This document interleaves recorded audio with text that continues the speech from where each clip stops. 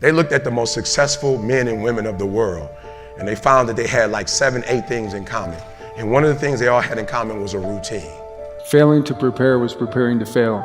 The night before a game, I ate the same food. I went to bed at the same time. I got up, I ate the same breakfast. So the routine and the preparation, some people call it superstition, but it's a routine. The stronger your mindset is, the greater your skill set is going to be. We remember the stuff we earn, the stuff we experience, more than what the teacher tells us or what someone gives us for free. A company is simply a group of people. As a leader of people, you have to be a great listener, you have to be a great motivator, you have to be very good at praising and looking for the best in people. You think Warren Buffett reading just to be reading? The majority of you are poor because you read poor stuff. Everything was done to try to learn how to become a better basketball player. Everything. And so when you have that point of view, then literally the world becomes your library to help you to become better at your craft. It's what goes on between this year and this year and in our hearts that determine our lives out there. There's no world out there except what's going on here. I think it's important that you really like whatever you're doing. If you don't like it, life is too short.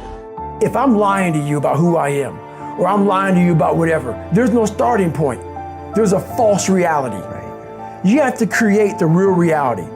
It's a good separation for me, emotionally, to be able to put myself in a place where at practice or when I'm training or during games, I switch my mind to something else.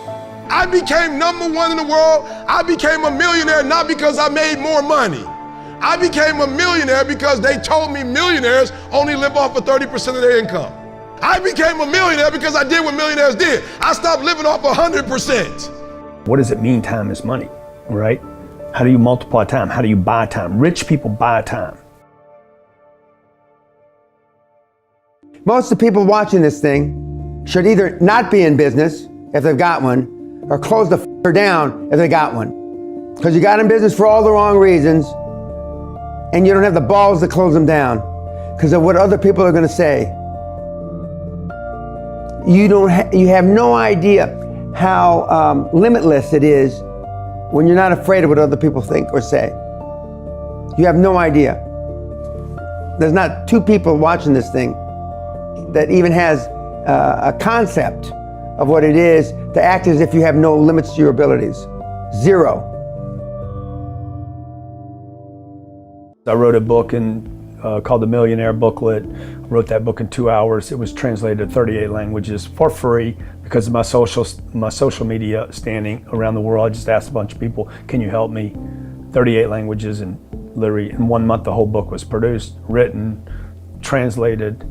Like, you need friends. Counterintuitive, 50-page pamphlet type book you're making, not the New York Times bestseller. Yeah. Where'd that come from? Another contrarian idea? Again, like the book publishers, they're dying. They're come on, man. That's antiquated. You don't even count digital downloads. Like, what's wrong with you guys? Right. So give them something they can read in a couple hours. Give them It took me 19 months to write my last book because of the publisher was involved. Okay, I'm not supposed to write a book while I'm writing a book. So I wrote a booklet. Okay, wrote the booklet in 2 hours. The booklet made more money in 19 days than the other book made in 19 months. And was translated in 38 languages. The other book that took 19 months, publishers, editors, all this energy, all this wasted freaking energy and money, still hasn't been translated. So speed, I'm now back to how fast can I work? Compressed time. Time is money. Most people don't even understand the concept. Like, what does that even mean? They say it, but they don't know what it means. Yeah. Oh, it's a cute saying. It's a perfect t-shirt. But they're not actually applying it to their life. No, they're like, what does that mean, man? What does it mean time is money, right? How do you multiply time? How do you buy time? Rich people buy time. So never say, I can't afford it. My rich dad forbade his son and me to say the words, I can't. He says, ask yourself, how can I? So, like, the reason I have so much money is because I don't say I can't do it. I just go, how can I do it? And I just go and do it. I make a lot of mistakes. But that's how I learned. How can I? The poor people, like my poor dad, always said, I can't afford it. Do you think I made up money? I'm a school teacher. I can't do that. And I picked that up. And my rich dad never said those words. So when I meet poor people, they use the words I can't a lot. You know, it's like my wife, Kim, is gorgeous, absolutely drop dead gorgeous. The first thing I said is, she won't go out with me. And my friends kept saying, she'll never go out with you. And I said, well, if I let that stop me, she never will. So I asked her out for 6 months. So, do you know what I mean? It's what goes on between this year and this year, and in our hearts, that determine our lives out there. There's no world out there except what's going on here. So the people that say, I can't afford it, I can't do this, I can't get to college, the rich are evil, I choose not to participate in that. And that's one thing people could change today. Correct. Right now is that dialogue in their head. Stop saying the word can't. I can't. Right. So how can I? How can I? Especially as in, I can't afford it, how can I afford that? Right. Because that opens them up to looking at it as an investment to a greater future. Right. When I borrowed $300 million, I couldn't do it until I went to ask. And I got turned down so many times. I said, and every time I showed the banker my financials, and he'd go, sorry. I said, look, do me a favor. Why did you turn me down? And he'd tell me, this is out, the numbers are out here. So if I get these numbers fixed, can I come and see you again? He goes, sure. And he turned me down again, but I did go back and I'd make sure the numbers were real and fix it.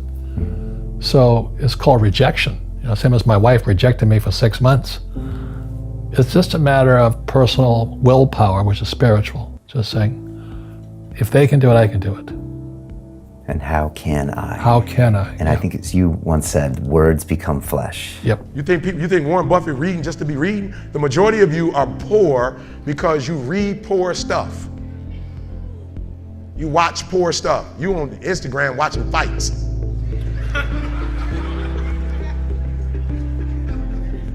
For real, you just scrolling through like you ain't got a life. For real, some of y'all on Instagram, you on there for 30 minutes. If I ask you what you saw, you don't even know. You just scrolling through. That's a poverty mindset. Rich people don't waste time. They realize it's their most important commodity. They don't watch a lot of TV. They don't do a lot of entertainment. If they're not working, they're studying their craft and getting better at their craft. Okay, I'm sorry. Okay, let me say it one more time. There was a language that I needed to learn. Does it mean I need to abandon the language that I learned? Absolutely not.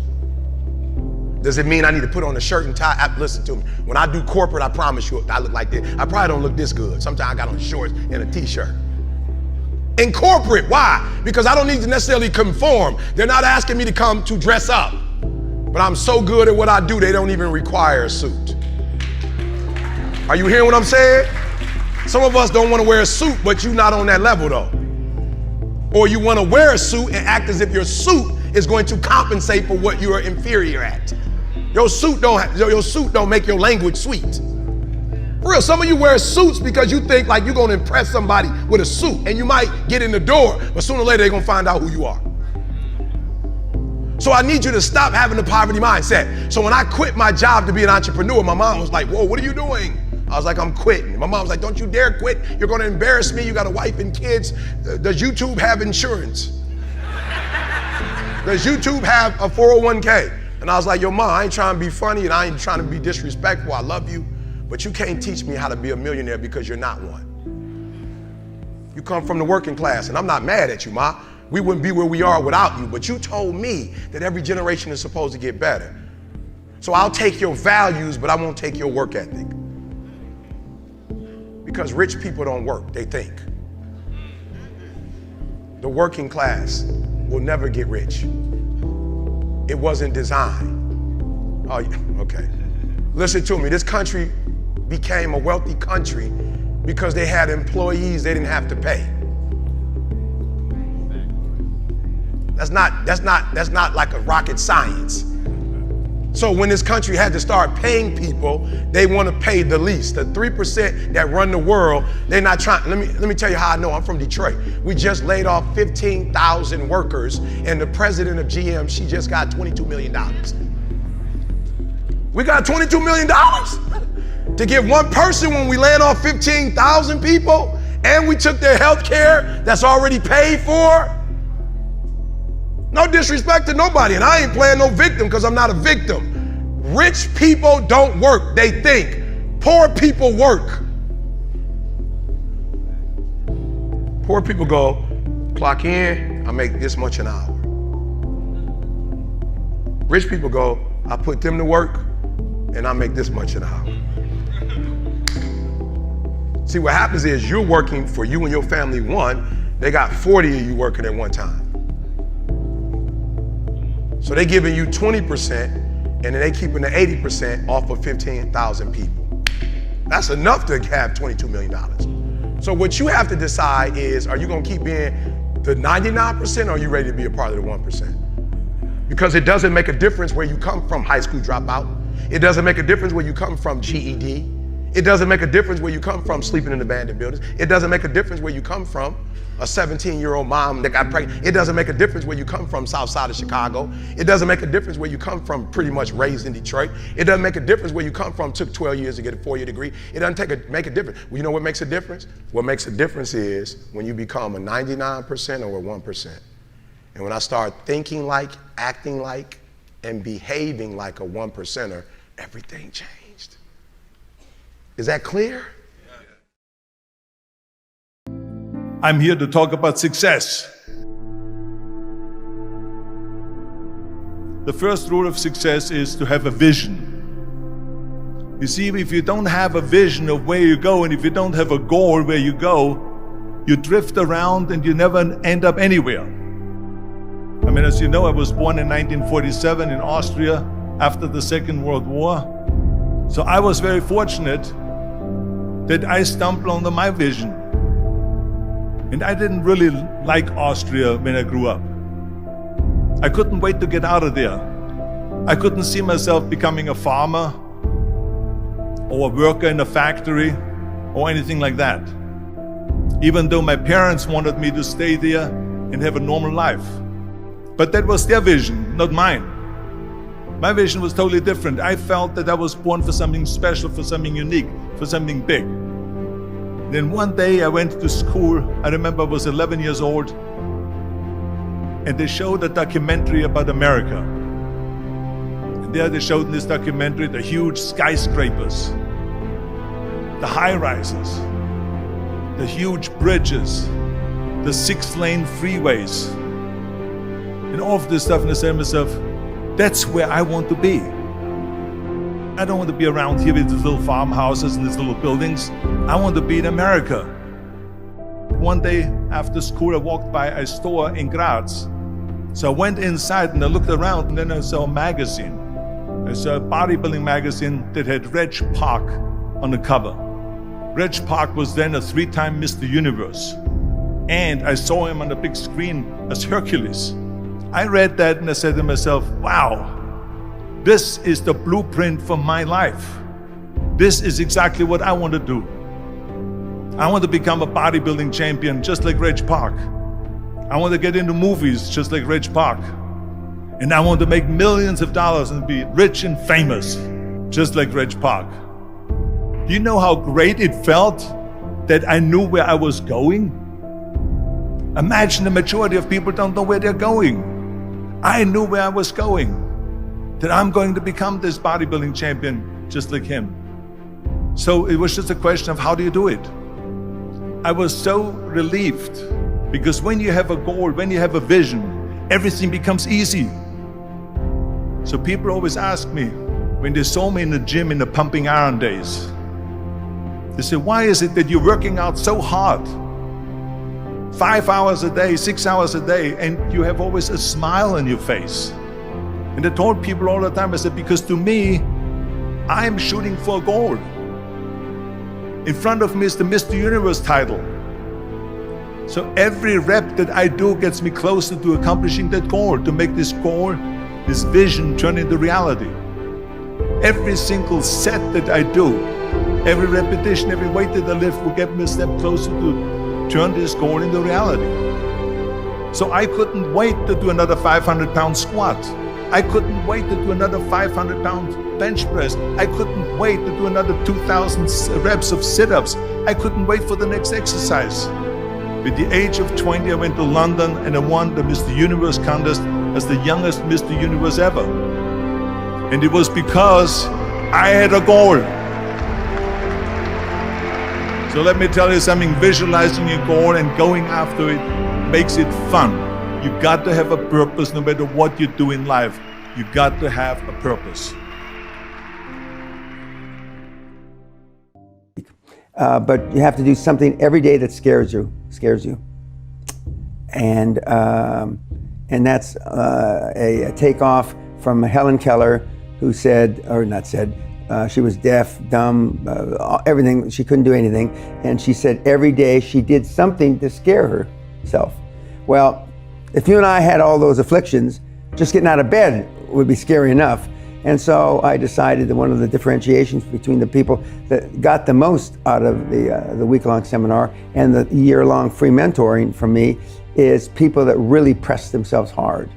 So I translated that into they've got to do something and list it, what they did to scare themselves every single day. Is that the essence of really what you do, is getting people to take more risk or to get out of their comfort zones, and then the wealth comes later? It's not just out of their comfort zones. It's to change your reality. Okay, you know, your reality is different than my reality. And, you know, your followers' realities are all different. But it's to change your reality. And to make yourself accountable. That's not just getting outside your comfort zone, making yourself accountable. Okay? Not just accountable, not accountable to somebody else. Accountable to you, me, you know, yourself.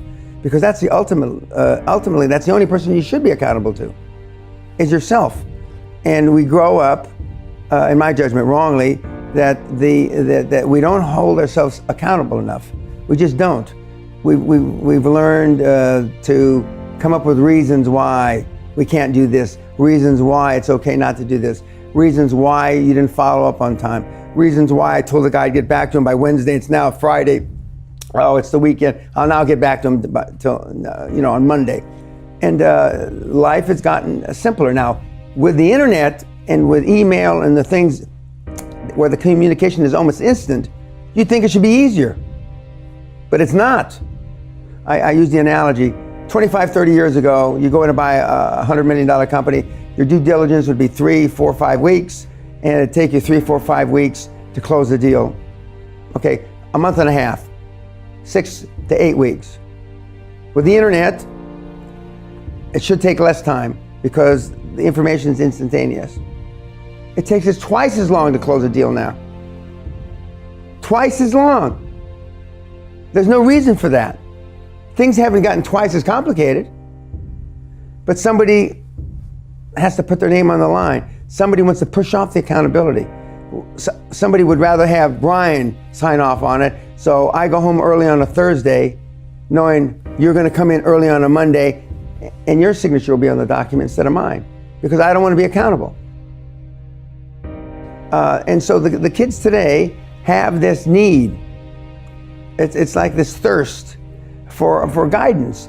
And the kids do better in the year-long mentor program than the older kids. So the kids in their teens and 20s do better than the guys in their 40s and 50s. That's because the guys in their 40s and 50s got a lot of baggage. Bad habits. Bad habits, you know, and it's tough to get rid of them. And the, motivation gets you started. Good habits keep you going. Most people just have piss poor habits. And, I've had these same habits for about 50 years now, okay? About 50 years. And I don't even think about it. I mean, it's just like brushing my teeth, taking a shower. I just do it. And one of the other interviews that I did with you, I said, when I do feel wimpish, which isn't too often, I just say, come on. And I just go out and do it. And I do that about my entire life. Everything about it. And I know that if I hadn't built up these habits 20, 30 years ago, at age 70, I certainly wouldn't be doing this. I don't fail very often. I do fail. You're pretty open about all the failures. Yeah, I'm not ashamed of them. Right. That's what's made me who I am. You said failure is just testing. Correct. It's just testing. And I don't know, and I'm quick to pull the trigger two ways. I'm quick to pull the trigger and trying something, and I'm quick to pull the trigger and closing something. Just turn the key. What does that mean, turn the key? Turn the key means close the fucking business down. Most of the people watching this thing should either not be in business if they've got one, or close the fucker down if they got one. Because you got in business for all the wrong reasons, and you don't have the balls to close them down because of what other people are going to say. You have no idea how limitless it is when you're not afraid of what other people think or say. You have no idea. There's not two people watching this thing that even has a concept of what it is to act as if you have no limits to your abilities. Zero. Lack of self-esteem, lack of self-worth. Now they think they have self-worth. They think because they've made a few bucks.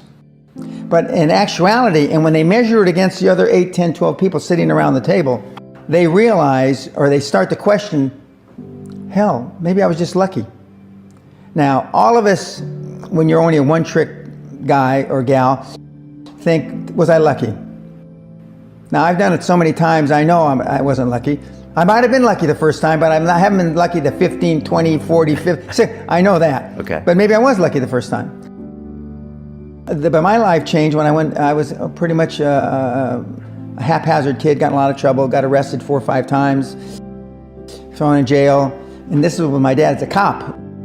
But then I volunteered for the draft in 1966 at the height of the Vietnam War, and I went to OCS, and that changed my life because it was the really first real high performance thing that I could measure myself against with other people. 2/3 of all Fortune 500 CEOs have one thing in common: military background. Really? 2/3 of those 2/3 have something else: martial arts. What do you learn in martial arts, Brian? Discipline, focus. A lot of people don't believe they deserve to be there. I convince them, and we have these drills, why you belong there.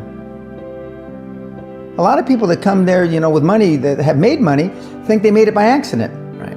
I just had one of my superstars who's made $100 million tell me in the last week, I'm not sure I'm going to have another lucky accident. And I said, you did it. I mean, you tried a lot of things. I believe Thomas Edison, I wouldn't have done it 10,000 times. Okay. I would have hired an engineer from MIT to do it. But I mean, I've tried a lot of things. Nobody's failed at more things than I have. And the first 100 million are successes, but I could write a book about failures that'd be, because I've tried a lot of different things. Because failure is just testing. And one of the reasons I've been so successful in generating this equity and value in my kids, and I call you all kids, is because I convince them that making a mistake is okay. Your parents probably told you, you can be anything you want, but you can't. That's horseshit. You can't. If it's all juxtaposed. But what you tell them is that you can do anything you want that you have passion for, because that eliminates most of the crap. Because most people don't follow their dream. Like they say in The Sound of Music, you can't have a dream come true unless you have a dream. Now, I still dream. I dream in Technicolor. I say my affirmations and goals every single night. It's bloody hard to be a high performance person. 74% hate their job in America. Now, this is not much different when you come to Europe. The majority of people don't like what they're doing because they're really not doing it because they didn't have a goal and they followed this goal. They just aimlessly drift around, and then all of a sudden there's a job opening, so they get that job because you have to work. But then when you work, it's a chore. It's work. It's not fun. So if you think about only a quarter of the people really enjoy what they're doing in life. That is unbelievable if you think about it. So I felt so blessed that I knew what I was doing. It's like a medical student that studies and knows he wants to become a doctor. You know where to go. And the same thing is also in politics. I remember that in politics, I had a very clear vision that I will be the leader of California. That's as far as I could go because I was not born in America, so I could not run for president. So being the governor of the fifth largest state, the largest state, the fifth largest economy in the world, was for me really the ultimate title, the ultimate accomplishment in politics. So even though people came up to me and says, why don't you go and run for something smaller, you're never gonna make it. I ran for governor, and then 2 months later I became governor of the state of California. Again, because I had a very clear vision what I'm gonna do with California. So that's rule number one, have a vision. Rule number two is, don't listen to the naysayers. Don't listen to the naysayers.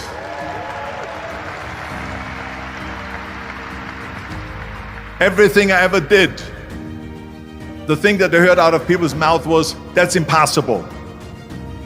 That can't be done. Or no. That is exactly what I heard, and of course I proved to the people that it can't be done. So whenever someone said to me, it can't be done, I heard, it can be done. When they said no, I heard yes. And when they said it's impossible, I heard it is possible. I'm a strong believer of what Nelson Mandela said, that everything is always impossible until someone does it. Well, I'm gonna be the one, I said to myself, I'm gonna do it and I'm gonna show it to them. Maybe it has never been done before. That's perfectly fine with me. But I'm gonna do it. And I did not listen to the naysayers. Success means different things to different people. For some, success might be financial achievements, becoming a millionaire, for example. For some, it might mean accolades. For sportsmen, it may mean trophies, championships, or medals. For some, being successful might simply mean achieving a state of wellness, health, or happiness. Whatever it means to you, take note of these 10 habits of all successful people. They apply to any area and any meaning of success. Number 1, they set goals. You've probably never met a successful person who doesn't set goals. Because the chances of you finding what you want without a clear target to move forward are right around 0. If you don't know where you're going, you will end up someplace you didn't plan to be. Setting goals should be the number 1 priority for anyone seeking success. Define exactly what it is you want, your end goal. Break down exactly what is required to get there. Mini goals. Make sure your why, your reason for doing what you must do, is strong. So when you hit those roadblocks, when things go wrong as they always do, you have the strength and purpose to keep going. Number 2, they take responsibility for their life. Another key attribute of all successful people is they take complete responsibility for the success and the failures in their life. Unlike the majority, they never play the victim role. If something doesn't work out, they don't blame others. They learn the lesson. Learn one more way not to do something and move on quickly. Your energy is always best spent in the present and planning for the future. Your thought process should always be, how can I make this work? And what can I learn from this? Never living in the past or making excuses as to why you aren't where you should be. Remember, everyone suffers setbacks. Everyone. has the opportunity to either blame others and circumstances or to focus on moving on and creating a better future. Regardless of what has happened, you decide what you do now. Number 3, they have great self-discipline. Discipline is a strong trait of all successful people, and it is one that can be developed with consistent use. Anyone that works from home or unsupervised knows the importance of self-discipline. When you are alone, will you choose to go through social media, watch cat videos on YouTube, or do something that will be beneficial for your future? It is much easier to have discipline if you have clear goals and a meaningful purpose, something that is much more important than meaningless distractions. Number 4, they are obsessed with self-development. You can't really claim to be successful if you have given up working on yourself. This doesn't mean you are never satisfied, just that you know it is human nature to want to grow and learn new things. Be open to learn new things and develop your mind through mentors, audiobooks, and reading. The more you learn, the more you will earn, financially and spiritually. Number 5, they read a lot. Reading is a common pastime of many highly successful people. The majority these days can't sit alone for 2 minutes without becoming bored, picking up their phone to go on social media, probably to post about how bored they are. Successful people, however, are almost always happy to be alone in quiet, to have the opportunity to read or listen to something that will benefit their mind and their future. If you're not a reader, try audiobooks. You can play them in your car, in the gym, or while you shower, and use time that might normally be wasted to gain new skills, new strengths. Number 6, they manage their time well. Time management is essential to success. Unsuccessful people usually get stressed and overwhelmed when there are too many tasks on their to-do list. Successful people are rarely phased. They prioritize the big payoff and most rewarding tasks first and leave the insignificant ones to last, knowing it matters most to do the most valuable tasks first. Successful people plan in advance, days, weeks, months ahead, knowing clearly what needs to be done to complete their jobs and reach their goals. Number 7, they take risks. If you don't buy a ticket, you can't win the raffle. If you don't take big risks, you can't achieve big rewards. Successful people know that there will be times they will need to take risks in order to get where they need to go. Often, most people won't take those same risks for fear of failure. However, the greater failure to successful people would be that of regret. Risk going for the life you want, or guarantee living with one you don't want. Number 8, they keep going when they suffer failure and setbacks. We all suffer setbacks. Every single person that attempts to live their dream life will suffer through failure. Many of them might even lose everything.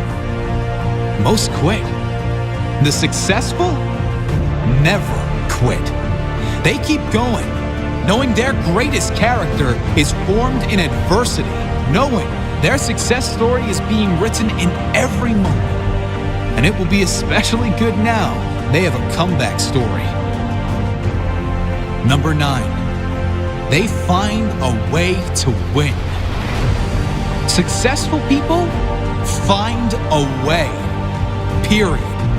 Whatever life throws their way, they deal with it, dodge it, smash through it. Whatever is required, they find a way to win. It's the whatever it takes mentality. It's the confidence in knowing whatever happens, I will give my all and leave nothing on the table. I will find a way to win. Number 10, they do what they love. If you're not doing what you love, you can't really claim yourself a success. Spending the majority of your working hours, also known as the majority of your life, doing things you hate for money is not successful living. It's torture to the soul. If you need to suffer doing something you don't like to get to a life you love, do that. But do not lose sight of exactly that. Your ultimate purpose. Find your life purpose. Think of all the things you love to do more than anything in the world. Then brainstorm how you can turn those passions into profit. Doing what you love every day. Even if you were taking a pay cut, it will be worth it. Do what you love every day, and you will never work a day in your life.